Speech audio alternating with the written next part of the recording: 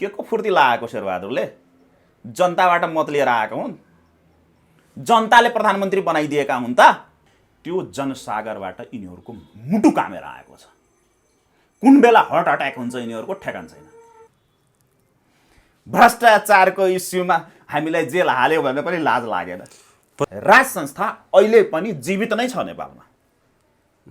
Legally म कुरा गर्दैछु, धेरै गम्भीर कुरा गर्दैछु। फरक यति मात्रै हो,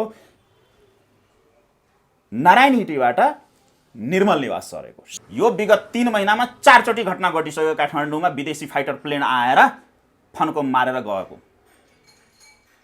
सरकारलाई थाहा छैन। भ्रष्टाचारीलाई जेल हाल्ने व्यवस्था राम्रो, ज्यानमारालाई जेल हाल्ने व्यवस्था राम्रो, बलात्कारीलाई कानुनी दायरामा ल्याउने व्यवस्था राम्रो, देशद्रोही राष्ट्रघातीलाई जेलमा हाल्ने व्यवस्था राम्रो कि भ्रष्टाचारी, दुराचारी, बलात्कारी, राष्ट्रघाती, जनता मारा, देश बेचुवालाई संरक्षण गर्ने व्यवस्था राम्रो भनेर अब नेपाली जनताले सोच्नुपर्ने व्यवस्था आएको छ। अनि पश्चिमा शक्तिहरूले फर्काए, किनभने अहिलेको व्यवस्था ल्याउनमा त पश्चिमाको त ठुलो लगानी छ। लगानी त डुब्नेवाला छ। अनि काउन्टर खै गरेको त तिमीहरूले? किनभने यहाँ त जे भइरहेछ त्यो सबै वाच भइरहेछ। त्यहाँ फेरि रिपिट गरेँ, विविध विषयहरूमा निर्णायक छलफलहरू हस्तिनापुर दरबार, दिल्ली दरबारमा भएको मैले पनि सूचना पाएको छु। त्यही भएर तपाईँले मलाई सोध्नुभयो होला। त्यो भएको छ र निकट भविष्यमा हामीले सिनारीहरू देख्न सक्छौँ। र एउटा यो सेरुको बरबराहट, घबराहट, बौलाहट। दर्शकबिन्दहरू, यति बेला हामीसँग कुराकानी गर्नको लागि जनतान्त्रिक तराई मुक्ति मोर्चाका अध्यक्ष डाक्टर मनोज कुमार झाजी हुनुहुन्छ। पछिल्लो विकसित घटनाक्रममा केन्द्रित रहेर आज हामी उहाँसँग कुराकानी गर्नेछौँ। स्वागत छ यहाँलाई इन्द्रेणी खबरमा। धन्यवाद सन्दीपजी। यो छठको माहौल छ यतिखेर। छठलाई लिएर चाहिँ जुन राष्ट्रपतिले पनि अस्ताउँदो सूर्यलाई अर्घ दिएर जुन छठ मनाउनु भयो, यता हिमानी शाहको कुराकानी गर्नु, पछिल्लो समय राजपरिवारका सदस्यहरूको चाहिँ धार्मिक सांस्कृतिक कार्यक्रमहरूमा चाहिँ जुन किसिमको सहभागिता बढिरहेको छ। हिमानी शाह वीरगन्जमा पुग्दाखेरि जुन किसिमको माहौल देखियो, त्यहाँ एक किसिमको जनलहरै देखियो। यो जनलहर पछिल्लो समय राज संस्थाको पक्षमा जुन किसिमले जनलहर बढ्दै जाँदाखेरि चाहिँ हिमानी शाहको जुन छठको कार्यक्रममा जुन किसिमको जनसहभागिता देखियो, यसले राष्ट्रपतिको कार्यक्रम र हिमानी शाहको कार्यक्रम, पहाडी क्षेत्रमा राष्ट्रपतिले प्रतिनिधित्व गर्नुभयो, तराई क्षेत्रमा हिमानी शाहले प्रतिनिधित्व, के फरक पाउनुभयो यहाँले? धन्यवाद सन्दीपजी। एकदमै यहाँको प्रश्नमै यसको जवाब छुपेको छ। सबभन्दा पहिला त राष्ट्रपतिमा टेकौँ।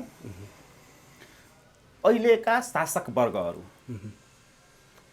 जसले धर्मनिरपेक्षतालाई उत्तम व्यवस्था भने, सर्वोत्कृष्ट भने, राज्यको धर्म हुँदैन भनेर भने र अहिले पनि भनिरहेछन्, भनी थाक्दैनन्। पानी खाइ खाइ पनि घाँटी सुकेको बेलामा पानी खाएर पनि बोलिरहेको अवस्था हामीले देखिरहेको हुन्छौँ। विशुद्ध रूपमा के छ भने, जसरी यिनीहरूले राज्यको धर्म हुँदैन भन्छ, त्यसरी राष्ट्रपति भनेको कुनै व्यक्ति होइन, त्यो संस्था हो। र त्यो संस्थाले एउटा व्यवस्थाको प्रतिनिधित्व गरिरहेको हुन्छ भनेपछि त लाजमर्दो कुरा हो नि त। राष्ट्रपतिले घुँडा टेकाएर टीका लगाउनु, दसैँको लगाइदिनु, प्रधानमन्त्रीले घुँडा टेकाएर दसैँको टीका लगाइदिनु, अनि छठको घाटमा गएर अर्घ चढाउनु, होइन? अनि यो सबै गर्ने नै हो भने अनि संविधानमा धर्मनिरपेक्षता किन लेखेको त? पहिलो कुरा। अर्को कुरा के छ भने, त्यसले अर्को कुरा के सङ्केत गरिरहेको छ भने, यिनीहरूले माफी माग्दै हिँडेका त होइन देवी देवताहरूसित।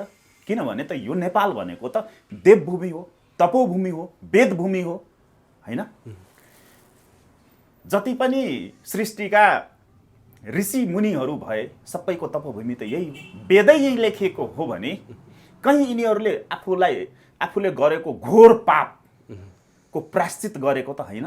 त्यो पनि सङ्केत एउटा देखिन्छ।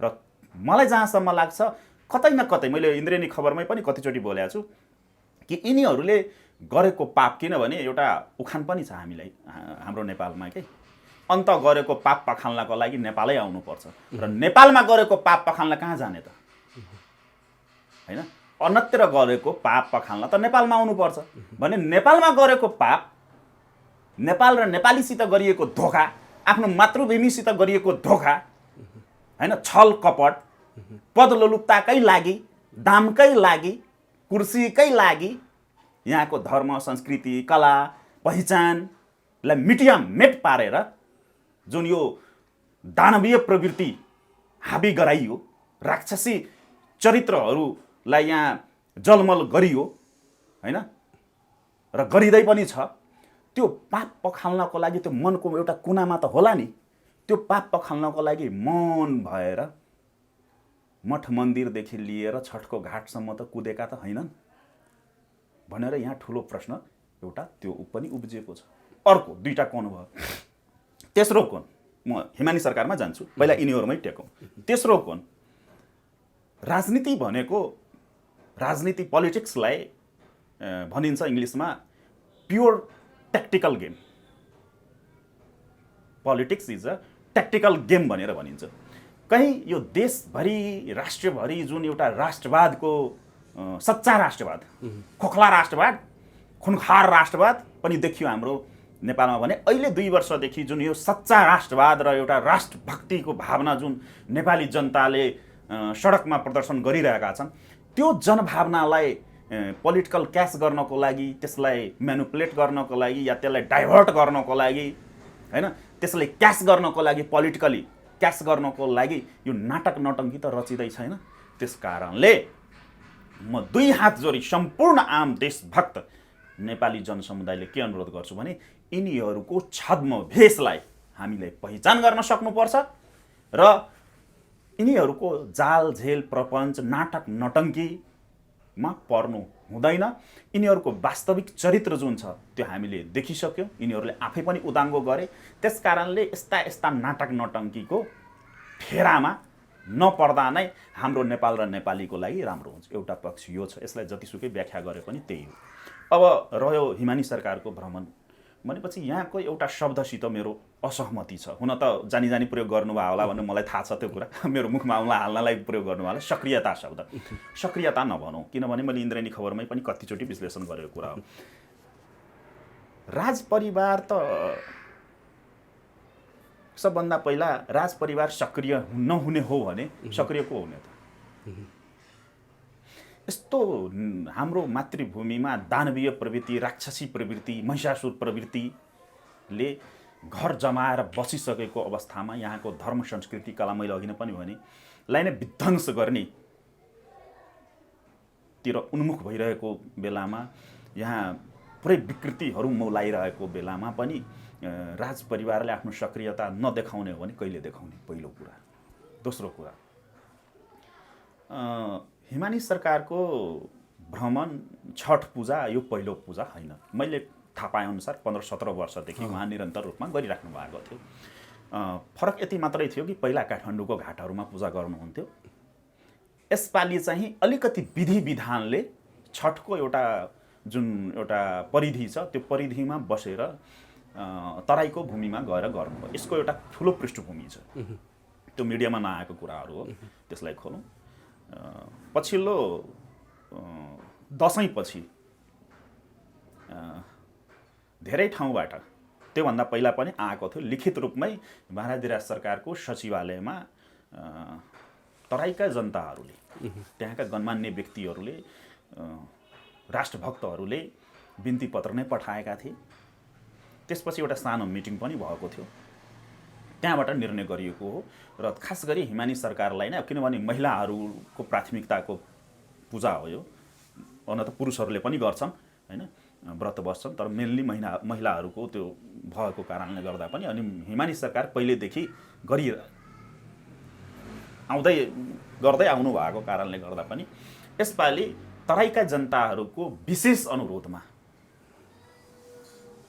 छठ नै गर्ने हो भने एकचोटि तराईतिर पनि सवारी होस् भनेर र त्यसरी आयोजना गरिएको हो र यो विशुद्ध रूपमा धार्मिक प्रयोजन नै हो किनभने तपाईहरुले त्यहाँ कुनै स्टेटमेन्ट दिएको पनि हेर्नु भएन होला र त्यहाँ जुन उल्लेख्य संख्या जुन भन्नुभयो यहाँले त्यो नर्मल कुरा हो राजपरिवारको तराईमा मात्रै हैन आम नेपालीको मन मस्तिष्क मुटु मात्रै भन्दिनँ म मन मस्तिष्क शब्द प्रयोग गर्छु म मन मस्तिष्कमा झाँकेर हेर्दाखेरि केलाएर हेर्दाखेरि त्यो कागजको खोस्टामा जतिसुकै गणतन्त्र हनतन्त्र के तन्त्र हो यो मोनोपोली तन्त्र जेसुकै लेखे पनि नेपाली जनता जो वास्तविक नेपाली हुन् तिनीहरूको मन मस्तिष्कको ठुलो हिस्सामा राजपरिवार अहिले पनि छ र त्यो अहिले पनि यो आन्दोलनले पनि देखाइदिएको अवस्था हो। अब यही हिमानी शाह जसरी छठमा तराई जानुभयो यसभन्दा अगाडि पनि विभिन्न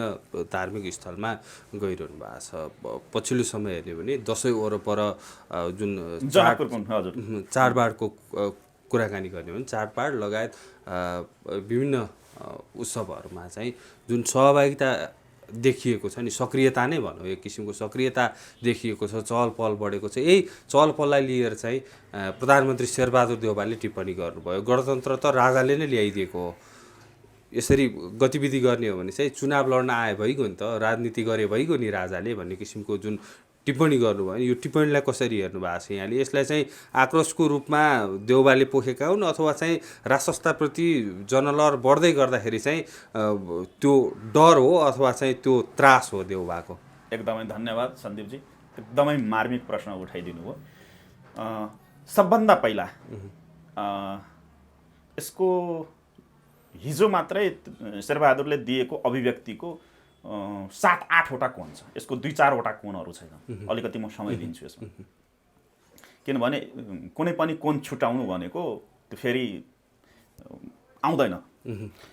सबभन्दा पहिला त शेरबहादुर देउवाले जुन चुनाव लडेर आऊ शासन गर प्रधानमन्त्री बन भनेर जुन भने सबभन्दा पहिला त शेरबहादुरलाई म यही अन्तर्वार्ताको माध्यमले के भन्छु भने अलिकति किताब पनि पढ्ने गर हैन त्यो कांग्रेसकै नेताहरूले भनिरहे जस्तो जाँड खाएर मातिने हैन त्यस्तो न्युजहरू पनि आइरहेको हुन्छ। सबभन्दा पहिला बुझ्नुपर्ने कुरा के हो भने एउटा प्रधानमन्त्री जस्तो व्यक्तिले प्रयोग गरेको शब्द एउटा राजालाई ज्ञानेन्द्र भनेर सम्बोधन गरेको पनि भेटियो त्यहाँ र मैले किन भने किताब र इतिहास पढ्यो भने राजा नेता बन्नको लागि मन्त्री प्रधानमन्त्री बन्नको लागि चुनाव लडिन्छ राजा बन्नको लागि चुनाव लडिदैन पहिलो कुरा। दोस्रो कुरा राजा अहिले पनि राजा नै छन् फरक यति मात्रै हो नारायण हिजीबाट बसाइसराई गरेर उहाँ आफ्नो निजी निवासमा बसिराख्नु भएको छ। सामान्य नागरिक सर जीवन सामान्य नागरिक सर भन्न मिल्दैन कुरा यो। तर उहाँका व्यक्तिहरू सन्देशहरू चाडबाडको अवसरमा अथवा विभिन्न अवसरमा आउने सम्बोधनहरूमा चाहिँ राजाकै हैसियतमा चाहिँ जुन सम्बोधनहरू आइरहेको हुन्छ त्यति मात्र हैन म कानुनी रूपमा भन्दैछु। मेरो इन्द्रेणी उसमै 2-3वटा इन्टरभ्यूमा मैले भने होला के छ भने राज संस्था अहिले पनि कानुनी रूपमा वास्तविक कानुनी र संवैधानिक रूपमा विश्लेषण गर्ने हो भने राज संस्था अहिले पनि जीवित नै छ नेपालमा। लिगली म कुरा गर्दैछु धेरै गम्भीर कुरा गर्दैछु। फरक यति मात्रै हो नारायण हिटीबाट निर्मल निवास सरेको सरकारी निवासबाट निजी निवास मात्रै सरेको राज संस्था कानुनी रूपमा निष्क्रिय मात्रै भएको हो। राज संस्था निष्क्रिय मात्रै भएको राज संस्थाको मृत्युवरण भइसकेको अवस्था छैन पहिलो कुरा। अर्को कुरा कुनै पनि संस्था जबसम्म त्यो देशमा त्यो राष्ट्रमा बस्ने नागरिकले त्यसलाई सम्मान दिइरहन्छ त्यसको मन मस्तिष्कमा बसिरहन्छ त्यो संस्था र त्यो व्यवस्था जीवितै रहन्छ। त्यो कारणले गर्दा पनि राज संस्था अहिले पनि जीवितै छ। दोस्रो कुरा। तेस्रो कुरा सबभन्दा पहिला त शेरबहादुर देउवाको भाषामा टेको त्यसपछि त्यसको मनसायमा टेकौला त्यो कसरी आयो त्यो अभिव्यक्ति त्यसको आफ्नै पाटो छ। सबभन्दा पहिला जुन शेरबहादुरले हिजो भने यो व्यवस्था भनेको विश्वको उत्कृष्ट व्यवस्था हो, यो व्यवस्था भनेको के अरे संविधान भनेको विश्वको उत्कृष्ट संविधान हो लगायतका कुराहरू, यो समानुपातिकता के पातिकताको कुरा गरिएको थियो हिजोको त्यो के अरे स्टेटमेन्टमा। सबभन्दा पहिला त प्रजातन्त्र भनेको यही हो, यो प्रजातन्त्र हो, यो दलाल तन्त्र हो। राज्यको कुनै पनि अङ्ग र निकाय, राज्यको कुनै पनि, फेरि मैले दोहोऱ्याएँ, राज्यको कुनै पनि अङ्ग र निकाय नेपाल र नेपालीको प्रतिनिधित्व गरेको छ त? राज्यको कुनै पनि अङ्ग र निकाय स्वतन्त्र छन् त? जुन व्यवस्थामा न्यायालय जस्तो पवित्र संस्थालाई राज्यको 4वटा अङ्ग भनिन्छ, कार्यपालिका, न्यायपालिका, व्यवस्थापिका र सञ्चार जगत। यो 4वटै अङ्गमा कुन चाहिँ स्वतन्त्र छ र 4वटै अङ्गमा कार्यपालिका भनेको कानुनलाई कार्यान्वयन गराउने, व्यवस्थापिका भनेको कानुन निर्माण गर्ने, न्यायपालिका भनेको कानुनको व्याख्या गर्ने र सञ्चार जगत भनेको देश र समाजको आइना, सरकारको प्रमुख प्रतिपक्षी, मेरो विश्लेषणमा। अनि न्यायालय जस्तो संस्थालाई दलका लठैतहरू प्रयोग गरेर आफ्ना झोले, झम्टे, कुण्डले, मुण्डले, भकुण्डलेहरूलाई प्रयोग गरेर बन्धक बनाइने व्यवस्थालाई प्रजातन्त्र भन्ने हो त? म प्रश्न सोध्न चाहन्छु, पहिलो प्रश्न। अर्को प्रश्न, के को फुर्ती लागेको शेरबहादुरले? जनताबाट मत लिएर आएका हुन्, जनताले प्रधानमन्त्री बनाइदिएका हुन् त? एकैछिन सन्दीपजी, संविधानको कुन धारामा प्रयोग गरेर? त्यही भन्दै थिएँ म। अलिकति भन्न दिनुहोस्, नभए छ्यासमिस हुन्छ के। मेरो इन्द्रेणी खबरकै असाढ 28 गतेको अन्तर्वार्ता र त्यसपछिका अन्तर्वार्ताहरू, इन्द्रेणी खबरकै, अरू मिडियाको त कुरै छोडिदिउँ, त्यसलाई नै पल्टाएर हेर्नुहोस् न, सुन्नुहोस् न, मैले त्यही व्याख्या गरेको छु। अहिलेका यो कम्फर्टेबलवादी सरकार, शेरू सरकार, यिनीहरूले नै उत्कृष्ट भनेको, हामीले उत्कृष्ट भनेको, यिनीहरूले उत्कृष्ट भनेको संविधानको कुन धारामा टेकेर भनेको हो? हामी पनि पढेका छौँ के। हामी त आफ्नो बाउबाजेको लगानीमा पढेको, यिनीहरू जस्तो जेल युनिभर्सिटीबाट पढेर आएका छैनौँ। हामी पनि कालो अक्षरको अर्थ बुझ्छौँ र संविधानको अर्थ पनि बुझ्छौँ। यिनीहरूले जुन उत्कृष्ट संविधान भनेको छ, 2072 को संविधानको कुन धारामा टेकेर अहिलेको प्रधानमन्त्री बनेको, अहिलेको सरकार बनेको छ त? परमादेशको सरकार होइन, सडकबाट निर्देशित गरेर देशैमा एउटा आतङ्कको सिर्जना गरेर द्वन्द्व निम्त्याउँछौँ भनेर धम्काएर जबरदस्ती सत्तामा हालिमुहाली गरेका होइन। अनि के को प्रजातन्त्र? अर्को विषय। त्यस्तै पहिला प्रजातन्त्रमै मलाई टेक्न दिनुहोस्। पहिला प्रजातन्त्र भनेको के हो? प्रजातन्त्र भनेको यिनीहरूले भन्न खोजेको प्रजातन्त्र यही हो त? बलात्कारी, दुराचारी, राष्ट्रघाती, जनता मारा, देश बेचुवाहरूलाई संरक्षण गर्ने व्यवस्थालाई प्रजातन्त्र भनिन्छ त? अहिलेको व्यवस्था भनेको देश र जनतालाई राहत दिने व्यवस्था हो त? देश र जनतालाई 15 वर्षमा यिनीहरूले के दिए? देश र जनतालाई 15 वर्षमा के दिए? एउटा पनि उदाहरण देखाओस् शेरबहादुरले। र त्यसका मतियार, त्यसका भजन मण्डली, त्यो गिरोहका देश बेचुवा ग्याङ जुन छ, यो ग्याङले एउटा पनि उदाहरण दिएर देखाओस्। जनगणना, आफ्नो भूमिमा जनगणना गर्न नसक्ने कातरले फुर्ती देखाउने, मञ्चमा चढेर देश र जनतालाई ओझेलमा पार्ने, राष्ट्रिय मुद्दाहरूबाट ओझेलमा पार्ने, अनि जथाभावी बोलेर हुन्छ।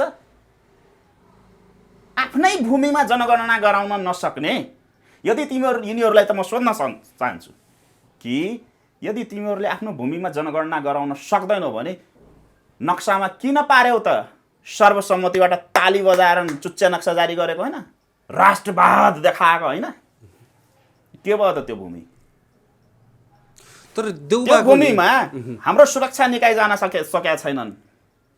अहिले जाडोले त टिङ्करबाट नि ड्रोन अझै अहिले पो तल झर्नु परेको हो त्यही भन्दैछु। अहिले पो जाडो 2 महिना पहिला त्यो धामीको हत्या प्रकरणमा छानबिनमा ड्रोन समेत उडाउन सकेन। कस्तो लज्जास्पद छ। सुस्तामा एसएसबी छिरेर ड्रोन उडाइरहेको छ नेपाली भूमिमा छिरेर। त्यही अब त्यसमै थप्दैछु। त्यही भन्दै यही हो त प्रजातन्त्र, उत्कृष्ट व्यवस्था, राष्ट्रिय स्वाधीनता। काठमाडौँको आकाशमा विदेशी फाइटर प्लेनहरूले फन्को मारेर 3-3, 4-4 राउन्ड फड्को मारेर जान्छ, सरकारलाई थाहा हुँदैन। काठमाडौँकै आकाशमा हैन, यो विगत 3 महिनामा 4 चोटि घटना घटिसक्यो। काठमाडौँमा विदेशी फाइटर प्लेन आएर फन्को मारेर गएको, सरकारलाई थाहा छैन। यही हो राष्ट्रिय स्वाधीनता, स्वतन्त्रताको कुरा, व्यवस्थाको कुरा। यही हो स्वावलम्बन। जनताको आँखामा छारो हाल्ने लाज पनि नभएको लाज मरुवा भन्छु के म यिनीहरूलाई। यिनीहरूलाई त लाज शरम छैन। यो राजनीति होइन, लाजनीति हुन्, लज्जानीति भएको छ यहाँ। त्यति मात्रै भएन। कुन काङ्ग्रेसको सभापति हुन् शेरबहादुर देउवा?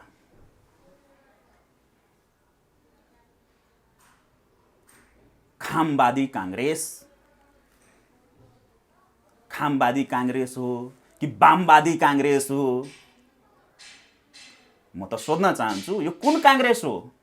शेरबहादुर देउवाले सभापतित्व गरेको, अध्यक्षता गरेको पार्टी खामवादी काङ्ग्रेस हो कि वामवादी काङ्ग्रेस हो कि बिपीले स्थापना गरेको काङ्ग्रेस हो? सत्ताको लागि जे पनि गर्ने, आफैले टाउको मूल्य तोकेको, रेड कर्नर नोटिस जारी गरेको, अन्तर्राष्ट्रिय आतंकवादी सूचीमा राखेको समूह झुण्डलाई खुट्टा ढोगेर सिंहदरबारमा हालिमुहाली गर्नेलाई उत्कृष्ट व्यवस्था र उत्कृष्ट शासक भन्ने हो। यही हो। शाही आयोगको पनि कुरा गरे रहेछन् त्यहाँ, मैले त्यो पनि भेटाएँ हैन। शाही लाज नलागेको हेर्नुहोस् है, कस्तो निर्लज्ज रहेछन् यिनीहरू, लाज शरम नभएका। भ्रष्टाचारको इस्युमा हामीलाई जेल हाल्यो भने पनि लाज लागेन। के भन्यो? उसको भावार्थ के हो भने, म जतिसुकै भ्रष्टाचार गर्ने पनि सरकार मलाई केही नहोस् भनेर भन्दाखेरि राजालाई त देश र जनता शिरोधार्य हुन्छ नि त, त्यो त देखिएको पनि छ नि त। अनि राजा ज्ञानेन्द्रले भने होइन, अनि लाज पनि नलाग्यो। भ्रष्टाचार त्यत्रो सार्वजनिक रूपमा गणेशमान सिंहको स्मृति दिवसमा मञ्चबाट भनिरहेछ आफैलाई। अनि त्यही भएर मैले भने त्यो व्यवस्था राम्रो कि यो व्यवस्था?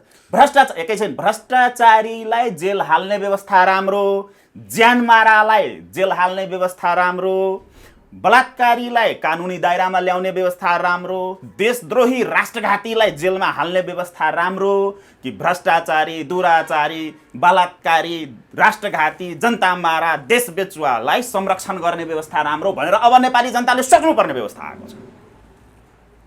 अवस्था सिर्जना भयो। अब हिजो प्रधानमन्त्री जस्तो गरिमामय पदमा बसेका व्यक्तिले आफ्नै मुखले भनिसके, नेपाली जनतालाई आह्वान गरे हुन् शेरबहादुरले। त्यसको दुईटा पाटो छ। उसले आफैले भने हुन् अहिलेको व्यवस्था भनेको यो हो र राजा ज्ञानेन्द्रको व्यवस्था यो थियो, अब तपाईहरु चुन्नुस्। त्यसले आह्वान गरिसक्यो नेपाली जनतालाई हामीलाई लखेटा भनेर। त्यही त यो किसिमको अभिव्यक्ति नि, जसैमा जुन किसिमको राजाको भिडियो सन्देश आयो त्यस लगत्तै आएको अभिव्यक्ति त होइन यो। यतिका समय किन लाग्यो देउबालाई बोल्नको लागि, प्रतिक्रिया जनाउनको लागि? अब एउटा पाटो यो छ, त्यसको शब्दहरूको अर्थ यहाँसम्म छ हैन, यसमा अरू पनि छन्। अब भनौँ त्यसको भित्री मनसायहरूमा टेकौँ। यो चाहिँ मैले शेरबहादुरले हिजो बोलेका शब्दहरूलाई अर्थ भने, अब त्यसका भित्री मनसायहरूमा टेकौँ हैन। यसमा फेरि 4-5 वटा हुन्छन् यसमा पनि। के छ भने देशैभरि जुन राज संस्थाप्रतिको जन उभार देखिएको छ, जनसागर देखिएको छ, हिजो मात्रै, हिजोकै हेर्नुहोस् न, हिमानिसाको भ्रमण, छठमा पूजा गर्न जाँदाखेरिको अवस्था हेर्नुहोस्। त्यहाँ खुट्टा रोप्ने ठाउँ, खुट्टा रोप्ने त धेरै ठुलो कमिला हिँड्ने ठाउँ थिएन। त्यतिकै राष्ट्रपति चाहिँ यही हनुमान ढोकामा बसन्तपुर दरबारमा कुमारी पूजा गर्न जाँदाखेरि पुलिस बाहेक केही पनि थिएन, कोही पनि थिएन, बरु जनताले प्रतिकार गरे, त्यहाँ कालो झन्डा समेत देखाए। र त्यसको केही मिनट 1-2 घण्टा पछि राजाको सवारी हुँदाखेरि त्यहाँ कमिला रोप्ने ठाउँ थिएन। यही काठमाडौँको सडकमा बनेपछि देशको राजधानीदेखि लिएर तराईसम्म दाँच्नुस् न त, कसको मनमा यिनीहरूले जुन भने कि जनता हामीसित छ भनेर खोकेर हिँड्या हुन्छन्, घाँटी सुकेपछि ग्लासका ग्लास पानी खाएर त्यतिले भन्यो भने रक्सी पनि खाएर जुन भुक्दै हिँड्या हुन्छन्, यिनीहरूकै बोलीमै टेकेर गर्ने हो भने देखिन्छ नि त जनताले कसलाई माया गरेको रहेछ र देश र जनताप्रति को उत्तरदायित्व छ भनेर यो देशमा। एउटा पक्ष। अब अर्को पक्ष के छ भने जुन यहाँ देशभरि जुन एउटा जनसागर देखिएको छ, त्यो जनसागरबाट यिनीहरूको मुटु कामेर आएको छ। कुन बेला हार्ट अट्याक हुन्छ यिनीहरूको ठेगान छैन। मैले अस्ति पनि इन्द्रेणी खबरमै पनि भनेको थिएँ, हेर्नुहोस् सन्दीपजी, कुनै दिन तपाईँहरूले नै न्युज बनाउनुहुन्छ फलाना नेता हार्ट अट्याक भएर मर्यो भनेर। मैले भनेको थिएँ नि त, हो आज मिल्यो नि त, हो त्यही हो। अनि के हुन्छ भने पागलपन जब उच्च सीमा, पागलपनले सबै सीमा नाङ्छ, त्यति बेला मान्छे बडबडाउन थाल्छ। एउटा पक्ष त्यो हो। अब अर्को पक्ष पागल हुने कारण के रहेछ, एउटा त त्यो पक्ष हो। अर्को पक्ष के छ भने यो व्यवस्था अहिलेको जुन यो बाइबलीय व्यवस्था जुन आएको छ, यो बाइबलीय व्यवस्था जुन आएको छ, जुन थुपारिएको छ नेपाल र नेपालीमाथि, त्यो बाइबलीय व्यवस्था त यिनीहरूका गडफादरहरूले छिराइदिएका हुन्, प्रभुहरूले दिएका अनुदानमा आएको व्यवस्था हो। विदेशीहरूले आफ्नो रणनीतिक स्वार्थहरू पूर्ति गर्नको लागि आफ्ना अवैध सन्तानहरूलाई अगाडि बढाएर ल्याएको व्यवस्था हो यो। मैले पटक पटक भन्ने गरेको छु, यसको लामो विश्लेषण गरेको छु मैले। अनि अहिलेको अवस्था के छ भने जुन प्रभुहरूको संरक्षणमा, निर्देशनमा, के भनौँ त्यसलाई, प्रायोजनमा, आयोजनामा यी नाटक र नटङ्कीहरू गरियो, यो 15 वर्षदेखि भइरहेछ। ती प्रभुहरूको निर्देशन थेक्न सक्ने यिनीहरूले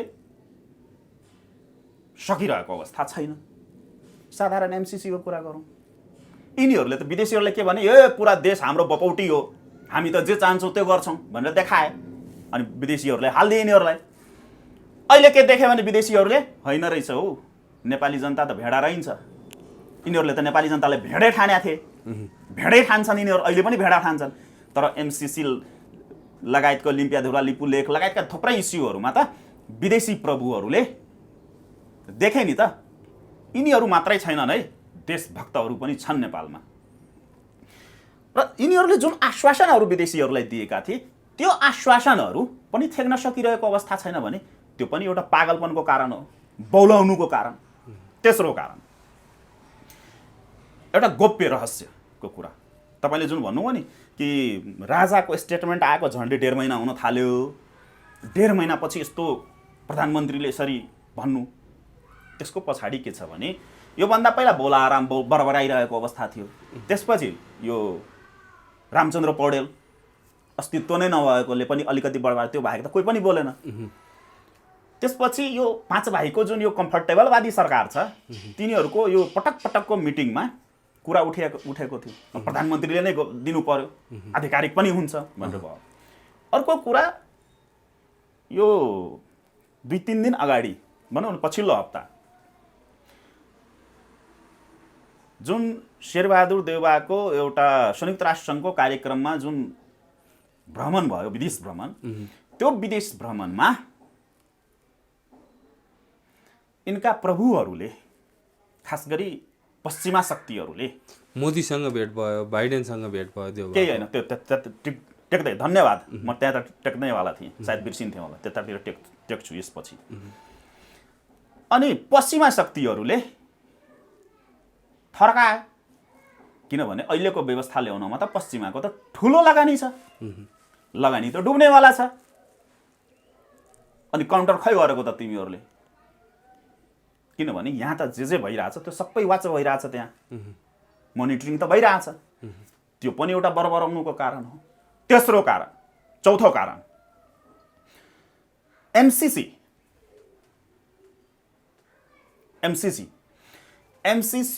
को सम्बन्धमा CIA को रिपोर्ट, CIA को गोप्य रिपोर्ट के छ भने एमसीसी को विरोध गर्ने राज संस्था र हिन्दू राष्ट्र भनेको हिन्दू अधिराज्य पुनर्स्थापनामा को लागि आन्दोलनमा देखिएका चेहराहरू र एमसीसी को विरुद्धमा देखिएका चेहराहरू लगभग एउटै छन्। अनि अमेरिका र CIA को ठम्याइ के छ भने राजालाई हप्कायो धम्कायो भने कहीं एमसीसी पास त गराउन सकिन्छ कि? किनभने एमसीसी त यहाँ टेबल भयो भने त संसद भयो भने त रक्ताममै हुन्छ। त्यो सबैलाई थाहा भएको कुरा हो। किनभने जब फातिमालाई यहाँ ढुङ्गामुढा हुन सक्छ, कालो झण्डा देखाउन सकिन्छ भने त्यो बसेको होटलमै छिर्न सक्छन् भने नेपालीहरू, टेबल भयो भने त अर्कै सिन हुन्छ।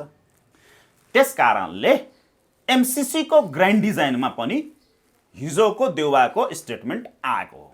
एउटा पक्ष गम्भीर कुरा हो यो। तर शेरबहादुर जस्ता र शेरबहादुरका प्रभुहरूलाई त म के भन्न चाहन्छु भने हामी वीर नेपालीका सन्तान हौ।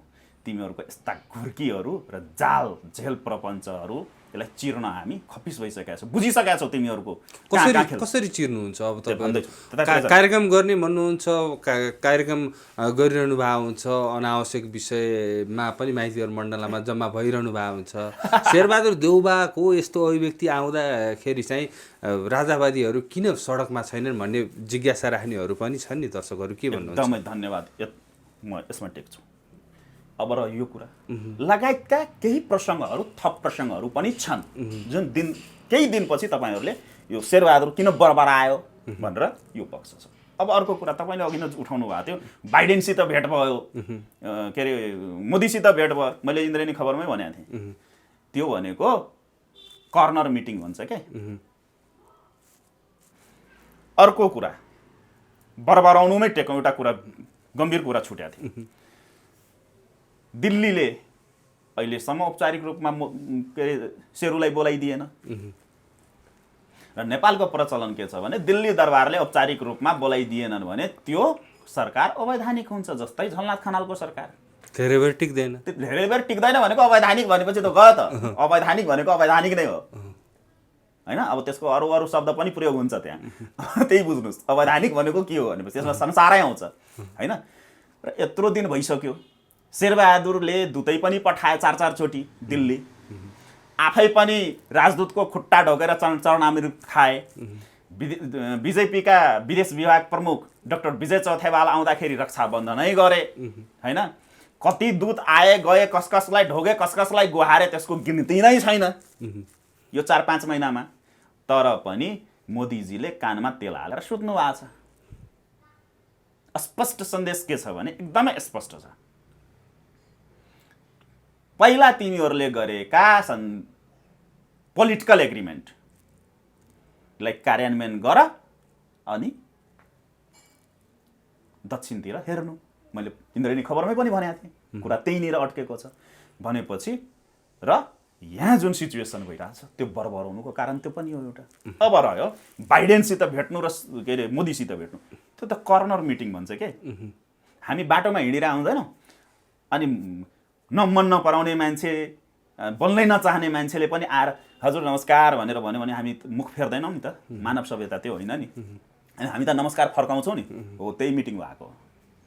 त्यो मिटिङहरूले, त्यो भेटघाटहरूले केही राजनैतिक अर्थ राख्दैन। न राजनैतिक अर्थ राख्छ, न कुटनीतिक अर्थ राख्छ, पहिलो कुरा। दोस्रो कुरा अब हेर्नुहोस् कस्तो लज्जास्पद छ। त्यो मिटिङमै टेकौँ। एउटा पक्ष त त्यो छ, कस्तो लज्जास्पद अवस्थामा हामी नेपाल र नेपाली पुग्यौँ त यिनीहरूको कुकृत्यहरूले गर्दाखेरि, यिनीहरूको आत्मसमर्पणवादी प्रवृत्ति र चरित्रको कारणले। प्रधानमन्त्रीले, नेपालको प्रधानमन्त्रीले भारतको प्रधानमन्त्रीलाई भेट्दा आइडेन्टिटी कार्ड भिडेर भेट्नुपर्ने। अहिलेसम्म कसैले मार्क नगरेको कुरामा भन्दैछु। भारतीय प्रधानमन्त्री नरेन्द्र मोदीजीको र शेरुको जुन भेटघाटको तस्बिरहरू छन् त्यो तस्बिर हेर्नुहोस्, त्यसमा पट्टा झुन्ड्याइएको छ। पट्टा भन्ने शब्द के हुन्छ त्यसको अर्थ तपाईँ आफै बुझ्नुहोस्। आइडी कार्ड, प्रधानमन्त्रीले आइडी कार्ड बोक्ने हो त्यति।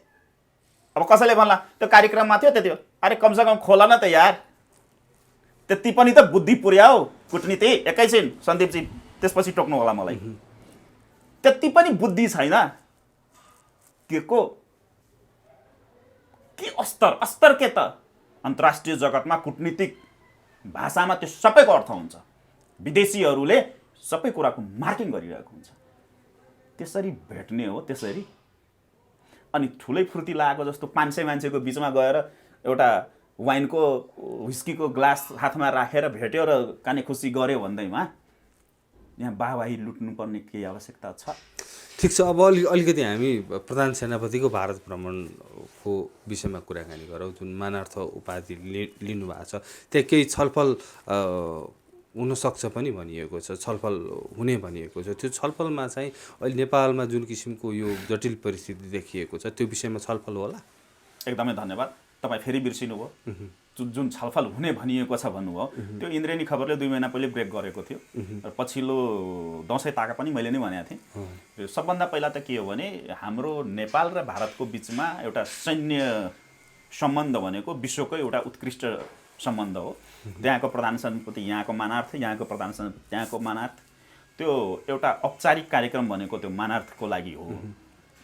र सँगसँगै विशुद्ध रूपमा के छ भने त्यति बेला पनि मलाई तपाईँले सोध्नु भएको थियो अनि मैले भनेको थिएँ समय आएपछि बोल्छु भनेर।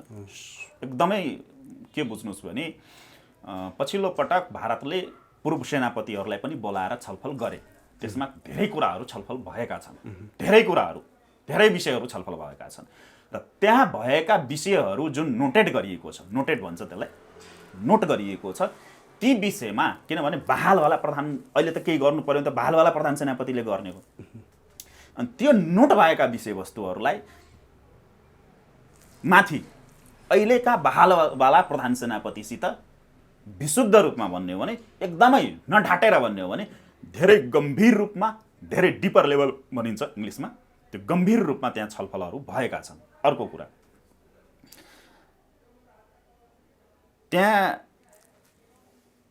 अब विषय नै भन्नु पर्दाखेरि के छ भने मैले पटक पटक भन्ने गरेको छु, कुनै पनि देशको एउटा थाई सत्ता भनेको सेना हो। सेनालाई तपाईँले अन्डरस्ट्यान्डिङ भनौँ न त्यसलाई नराखिकन तपाईँले केही गर्नै सक्नुहुन्न। त्यो देशभित्रको शक्ति होस् या देश बाहिरको शक्ति होस्। र नेपालको सन्दर्भमा नेपाली सेनाको परापूर्वकालदेखि एउटा विशिष्ट भूमिकाहरू रहँदै आएको छ, चाहे त्यो राजनीतिक होस्, कुटनीतिक होस्, विभिन्न कोणबाट, चाहे विदेश नीति होस्, सबैमा। त्यस कारणले पनि भारतले, मैले इन्द्रेणी खबरमै पछिल्लो पटक भनेको थिएँ, मार्शल डिप्लोमेसी भनेर। अहिले नरेन्द्र मोदी सरकार 19 पछि नरेन्द्र मोदी सरकारले यो दोस्रो कार्यकालमा नरेन्द्र मोदी सरकारले मार्शल डिप्लोमेसीलाई अगाडि बढाइरहेको अवस्था छ। खास गरी दक्षिण एसिया र चीनको सन्दर्भमा। दक्षिण एसिया र चीनको सन्दर्भमा के छ भने मार्शल डिप्लोमेसी, सैन्य कूटनीति भन्छ त्यसलाई, त्यसलाई अगाडि बढाएको छ। त्यो लिम्पिया दुरालिपुलेको इस्युमा पनि हामीले देख्यौँ, मैले नै विश्लेषण गरेका थिएँ, सायद अरूले गरेनन् होला, मैले त भेटाएको छैन। त्यो मार्शल डिप्लोमेसी हो कि त्यो मैले प्रयोग गर्ने शब्द। अनि त्यति बेला पनि देख्यो चीनसितको अवस्थामा पनि त्यही सिचुएसन सिनहरू देखिएको छ भने नेपालको सन्दर्भमा त हुने कुरै भइगयो। अनि यहाँनिर सडकमा उठेका विषयवस्तुहरू, संविधान, राजनीति, विदेश नीति लगायतका विविध विषयमा निर्णायक, फेरि रिपिट गरेँ, विविध विषयहरूमा निर्णायक छलफलहरू हस्तिनापुर दरबार, दिल्ली दरबारमा भएको मैले पनि सूचना पाएको छु। त्यही भएर तपाईँले मलाई सोध्नुभयो होला, त्यो भएको छ। र निकट भविष्यमा हामीले सिनारीहरू देख्न सक्छौँ। र एउटा यो शेरुको बरबराहट, घबराहट, बौलाहट जे शब्द प्रयोग गर्दा पनि हुन्छ, हिजो जुन देखियो त्यो यो पनि एउटा ती विभिन्न कोण र कारणहरूमध्ये एउटा यो पनि ठुलो कारण हो। देउबाले भने जस्तै गणतन्त्र ल्याउनमा राजाको भूमिका थिएन त? अब अलिकति कटु तथ्य भनिन्छ शब्द, कटु तथ्यमा जाउँ। म एउटा राजनीतिक व्यक्ति हो, म राजनीतिक विश्लेषक होइन, म राजनीतिक व्यक्ति हो। सत्यलाई सत्य भन्नुपर्छ, नभए म र यी फटाहरूमा केही फरक हुँदैन। विशुद्ध रूपमा गणतन्त्र आउनुमा राजा चाहिँ कारक हैनन्, राजा स्वयं कारक हैनन्। तर तत्कालीन अवस्थामा त्यति बेला नारायण हिटी दरबारभित्र, मेरो विभिन्न अन्तर्वार्ताहरूमा पनि मैले टच गरेको छु, नारायण हिटी दरबारभित्र त्यो विभिन्न प्वालहरू, ह्वाङहरू, झ्यालहरू, ढोकाहरू जुन विदेशीहरूले बनाएका थिए, एजेन्टहरू जुन छिराएका थिए, ती एजेन्टहरूको मार्फतमा दरबारलाई इन्भल्भ गरिएर र विभिन्न भनौँ न राजा स्वयंलाई पनि ओझेलमा पारेर, राजा र राजपरिवारका व्यक्तिहरूलाई पनि ओझेलमा राखिएको अवश्य हो। विभिन्न सूचनाहरू जस्तै भारत सरकारले स्वयं पनि भनिबक्सेको छ एउटा अन्तर्वार्ता, धेरै पुरानो अन्तर्वार्तामा, हामीलाई थाहै भएन हामी जनतासित कहिले कटअप भयौँ भनेर। र इन्डिभिजुअल कुराकानी गर्दा पनि यो कुराहरू हामी दरबारभित्रका राजपरिवारका व्यक्तिहरूले बोल्दै अनौपचारिक हिसाबमा बोल्दै आएको कुराकानी हो। यो यथार्थ सबैलाई पब्लिकली थाहा छ यो कुरा। अनि यहाँले सन्दीपजी यहाँले बुझ्न खोज्नुभएको कुरा के हो भने, र शेरबहादुरले भनेको कुरामा एउटा कुरा के छ भने, कतै न कतै यो व्यवस्था आउनमा राजा चाहिँ दोषी हैनन्, तर दरबार चाहिँ पक्कै पनि दोषी हुन्। र दरबार दोषी भएपछि कतै न कतै राजा पनि दोषी हुन्छन्, किनभने आफ्ना गणतन्त्र ल्याएकै राजाले हो। हैन, राजाले ल्याएको होइन, म त्यही भन्दै थिएँ। राजाले ल्याएको हैनन्, तर राजाका छेउछाउका व्यक्तिहरूको बदमासीका कारणले गर्दाखेरि राजालाई पनि ओझेलमा पारेर गलत सूचनाहरू दिएर केही कामहरू चाहिँ अलिकति तलमाथि भएकै हो, अलिकति कुराहरू। तर त्यो कुराहरूलाई कोट्याएर अहिले साध्य पनि छैन। तर 100% कुरा यहाँले जुन भन्न खोज्नु भएको हो नि, त्यो चाहिँ होइन। जुन शेरबहादुरले जुन आश्रयले बोलेको थियो त्यो चाहिँ होइन। अब भ्रष्टाचारीलाई उसकै भाषामा टेक्ने हो भने शाही आयोग बनाएर हामीले थुनिदियो भनेर भन्यो। भ्रष्टाचारीलाई कारबाही नगर्ने त राजाले, मैले अघि पनि भने। ठिक छ, अब हामी अन्तिममा छौँ कुराकानीको। छठ लगत्तै आन्दोलन अगाडि बढ्छ भनेर भन्नुभएको थियो विगतका अन्तर्वार्तामा। यो चाडबाड सकि लगत्तै चाहिँ आन्दोलनको आधी बेरी आउँछ भन्नुभएको थियो। के छ तयारी ठ्याक्क बताइदिनु। एकदमै धन्यवाद सन्दीपजी। आज मात्रै छठ सुसम्पन्न भएको छ। सम्भवतः हिजो हिमानी सरकारको जुन वीरगञ्जको भ्रमण छ त्यसले धेरै ठुलो सङ्केत गरिदिसकेको छ, धेरै ठुलो सङ्केत गरिदिएको छ। मैले तपाईँलाई भनेको थिएँ छठ सकिँदा तपाईँहरूले सङ्केत पाइहाल्नुहुन्छ भनेर, त्यो त मिल्यो। अब रह्यो आन्दोलनका कार्यक्रमहरू। विशुद्ध रूपमा निकट भविष्य भनेको यिनीहरूले भन्ने निकट भविष्य होइन, मैले भन्ने निकट भविष्य। एक हप्ताभित्रमा तपाईँहरूले, किनभने हामी त क्रान्तिकारी समाजसेवीहरू हौँ, राष्ट्रभक्तहरू हौँ, हामी चोर फटा जस्तो लुकेर कोठामा बसेर केही गर्दैनौँ। हामी जे गर्छौँ सडकमै गर्छौँ, सार्वजनिक रूपमा गर्छौँ, सिन्ना तानेर छाती ठोकेर भन्छौँ हामीले गरेको हो भनेर, होइन। त्यो कारणले गर्दाखेरि सबैले हेर्ने गरी बुझ्ने गरी हाम्रो कार्यक्रमहरू आउँदैछ र सम्भवतः धेरै दिन कुर्नु पर्दैन। यो जुन नेपाल र नेपालीको भविष्यमाथि जुन यो कालो बादल मडारिएको छ, यो कालो बादल धेरै छिटो, किनभने आज छठको बिहानको अर्घ दियौँ हामीले, सूर्यको उपासना गरेका हो छठ भनेको, धेरै छिटो हुन्छ। र तर यसको लागि अब हातमा हात राखेर आफ्नो घरमा बस्दियो भने हुँदैन। यसको लागि नेपाली जनता नै सडकमा आउनुपर्छ र नेपाली जनता आउनलाई तयार बसेका छन्। कार्यक्रमको तिथिमितिहरू सार्वजनिक हुन बित्तिकै तपाईँले देशैभरि, काठमाडौँमा मात्रै होइन देशैभरि देख्न सक्नुहुनेछ र तपाईँहरूले नै समाचार बनाउनुहुनेछ। धेरै धेरै धन्यवाद यहाँलाई यो समय सम्वादको लागि। धन्यवाद सन्दीपजी, यहाँलाई र इन्द्रेणी खबर परिवारलाई मेरो तर्फबाट, मैले नेतृत्व गरेको सङ्गठनको तर्फबाट धेरै धेरै धन्यवाद।